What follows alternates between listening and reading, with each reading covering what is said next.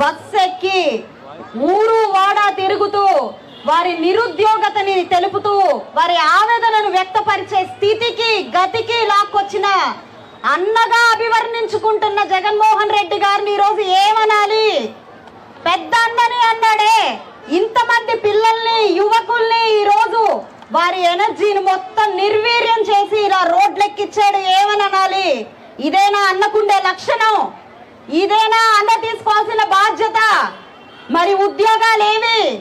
ఇవి అడుగుతున్నందుకు ఈ రోజు వారి మీద అక్రమ కేసులు, గంజాయిలు, డ్రగ్స్. ఇదేనా అన్నకు ఉండాల్సిన లక్షణం? ఇదేనా పరిపాలకుడికి నాయకుడికి ఉండాల్సిన లక్షణం? ఏవి అని అడుగుతున్నారు నా తమ్ముళ్ళు. ఈ రోజు ఉద్యోగాలు ఏవి అని అడుగుతున్నారు? చెప్పండి సమాధానం. మీరు చెప్పండి. ఎన్నో రకాలైన హామీలు ఇచ్చి ఈ రోజు ఉద్యోగుల యువతల ఓట్లు వేయించుకున్నారు ఆ రోజు మీరు. మరి ఈ రోజు వారికి సమాధానం చెప్పండి. రోడ్లు ఎక్కిచ్చారు మీరు ఈ రోజు నా తమ్ముళ్ళందరినీ. ఇది వీరికి అవసరమా?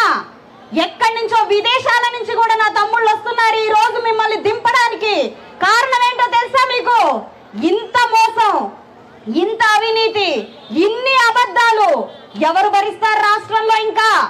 ఇంకా ఎవరు భరిస్తారు? మళ్ళీ మీకు ఓట్లేసి గెలిపిస్తారు అనుకుంటున్నారా? మళ్ళీ యువత జీవితాలు మీరు బుగ్గి చేయడానికి ముందుకొస్తూ ఉన్నారా? ఎట్టి పరిస్థితుల్లో మీకు ఈ ఓట్లు రావు. నా ఈ తమ్ముళ్ళు నడుం బిగించారు. మండదా? మరి మండదా? మాకు నా తమ్ముళ్ళకి మండింది. నా తమ్ముళ్ళకి మండింది. రోడ్డు తిరుగుతున్నారు. ప్రతి ఒక్కళ్ళని చైతన్యవంతులు చేస్తారు. నిరుద్యోగ చైతన్య రథం ఏంటి అసలు?